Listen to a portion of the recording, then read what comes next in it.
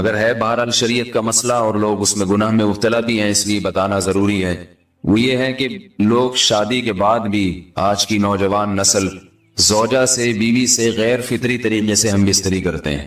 Internet پہ بیہودہ فلمیں دیکھتے ہیں، تو جو چیز انگریزوں کی دیکھ رہے ہیں کہ ان کے کلچر آہستہ آہستہ میڈیا کے ذریعے ہمارے معاشرے میں بھی آ رہا ہے۔ اللہ کے رسول صلی اللہ علیہ وسلم نے لعنت فرمائی ہے، ایک روایت میں ہے کہ اللہ اس کی طرف دیکھے گا نہیں کہ جو اپنی زوجہ سے پچھلے راستے سے ہم بستری کرے گا۔ یہ بیماری بھی، یہ گندگی بھی لوگوں میں پھیلتی جا رہی ہے، خاص طور پہ جن کو لڑکوں سے بدفعلی کی عادت پڑ جائے تو وہ زوجہ سے فطری راستے سے ہم بستری نہیں کرتے۔ اللہ نے فرمایا کہ نساؤکم حرث لکم، یہ تمہاری زوجات ہیں، بیویاں ہیں، یہ نسل بڑھانے کے لیے ہیں۔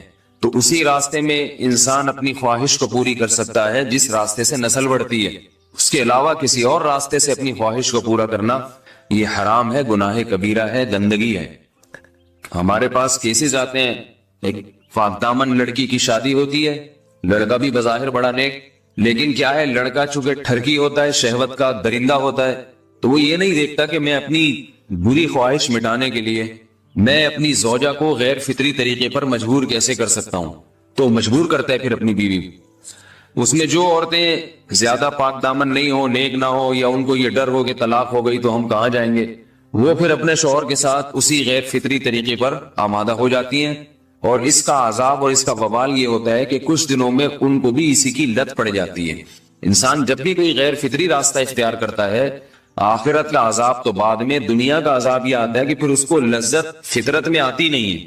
تو جو راستہ اللہ نے رکھے اس میں اس کو لذت نہیں آئے گی، وہ گندگی میں ہی گھسنے کی کوشش کرے گا، اس کی بھی فطرت خراب ہو جاتی ہے، اور جس کے ساتھ یہ بدفعلی کی جائے اس کی بھی فطرت خراب ہو جاتی ہے، وہ بھی پھر کسی کے قابل نہیں رہتے۔ تو اپنے جان پر رحم کرنا چاہیے۔ ہم انسان ہیں، ہم درندے نہیں ہیں، ہم گھوڑے نہیں ہیں، ہم گدھے نہیں ہیں، ہم جانور نہیں ہیں، ہم انگریز نہیں ہیں۔ انگریز نے تو حیا اور شرم کی تمام حدود کو توڑ دیا ہے، وہ تو درندے بن چکے ہیں۔ ہم تو درندے نہیں ہیں، ہم تو حلال کھاتے ہیں، پاک صاف رہنے کی کوشش کرتے ہیں، تو ہم ان کی جو کلچر دیکھ دیکھ کے ہم ویسے درندے بننے کی کوشش کیوں کریں؟ تو یہ بہت بڑا وبال ہے، بہت بڑی برائی ہے جو ہمارے معاشرے میں آہستہ آہستہ جڑ پکڑتی جا رہی ہے، اور اس سے بیماریاں بھی پھیلتی ہیں۔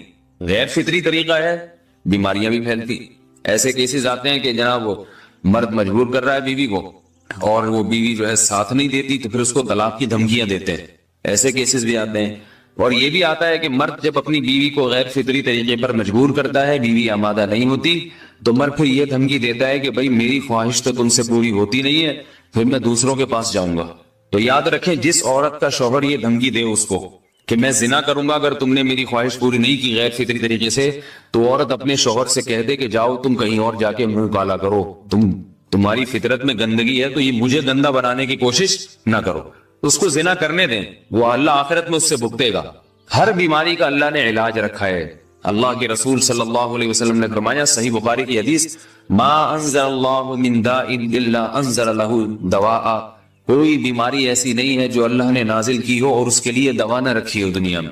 تو اگر کسی کو ایسی لت پڑ گئی ہے غیر فطری کام کی، تو اس کو چاہیے کہ وہ اپنا علاج کرائے، ڈاکٹر سے بھی رابطہ کرے، اور سب سے بڑا علاج یہ کہ کچھ وقت صبر کرے گا، چھوڑ دے گا کچھ عرصے کے لیے، تو خود بخود آہستہ آہستہ صحیح ہو جائے گا۔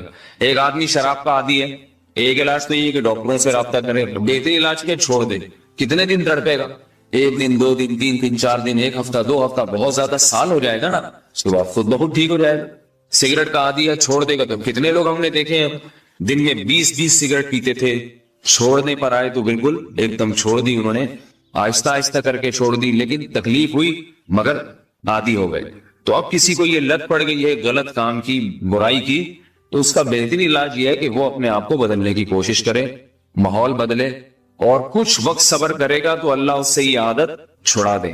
نہیں کی، صبر نہیں کیا اس نے، پھر اسی گندگی میں موت واقع ہوگی، پھر آخرت کا عذاب بہت سخت، نسلیں برباد ہو جاتی ہیں اس عمل سے انسان کی۔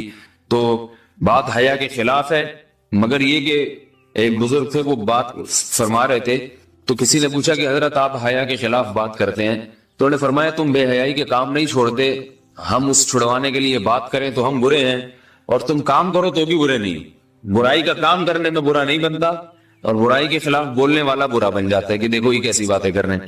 تو وہی باتیں ہیں، اس لیے ہیں کہ یہ معاشرے میں یہ برائی پھیلتی چلی جائے گی، اور یہ ہماری اپنا کلچر نہیں ہے، یہ امپورٹ ہو رہا ہے باہر سے، یہ امپورٹ ہو رہا ہے، یہ وہاں میڈیا کے ذریعے آ رہا ہے، تو وہ چیزیں دیکھا نہ کریں اور ان لوگوں سے دور رہا کریں۔ ہمیں تو دین کا داعی ہو کے ان کو ہدایت پر لانا تھا، بجائے ہم ہدایت پہ چل کے دوسروں کو چلانے والے بن کے ان کے راستے پہ ہم نے چلنا شروع کر دیا۔ اللہ تعالیٰ ہمیں اب دیکھیں ان کے ہاں ایڈز کا مرض پھیل گیا ہے۔ آپ بتائیے یہ ایڈز کا مرض ہمارا ہے کیا؟ یہ بیماری ہماری ہے یا ان کی ہے؟ ہمارے یہاں بیماریاں ہیں، کھانسی ہے، نزلہ ہے، ٹھیک ہے نا، بلڈ پریشر ہے، شوگر ہے، یہ بیماریاں ہماری ہیں۔ کوئی اللہ کا شکر ہے گندی بیماری ہمارے یہاں نہیں ہے۔ جتنی گندگیاں ہیں وہاں سے آ رہی ہیں، ایڈز کا مرض وہاں سے امپورٹ ہوا ہے۔ وہ ایڈز کا مرض اسی بدفعلی کی وجہ سے پیدا ہوتا ہے، اسی سے جراثیم پیدا ہوتے ہیں، اور اتنا خطرناک مرض کے ایسے متعدی ایسے پھیلتا ہے۔ افغانستان میں ایڈز کا ریشو 0 تھا، 0۔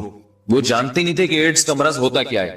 جب سے امریکن آرمی، برطانیہ آرمی افغانستان میں آئی ہے، فوجی آئے ہیں، افغانوں میں ایڈز کا مرض پھیل گیا ہے، انہوں نے وہاں بدفعلیاں شروع کر دی ہیں۔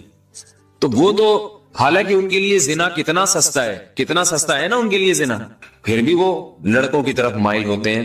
تو اتنی گندگی، ایسا گندا جب انسان بن جائے پھر اللہ اس کے وجود کو برقرار نہیں رکھتے، اور رکھتے ہیں تو پھر آخرت میں سزا دینے کے لیے اپنے آپ کو ان گندگیوں سے بچانا چاہیے، حلال پہ اکتفا کرنا چاہیے۔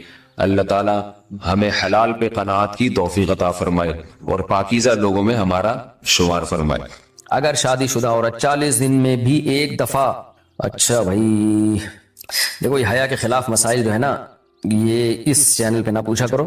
مرد پر لازم ہے کہ کم سے کم 4 مہینے میں بیوی سے ایک دفعہ وہ لازمی ہم بستری کرے۔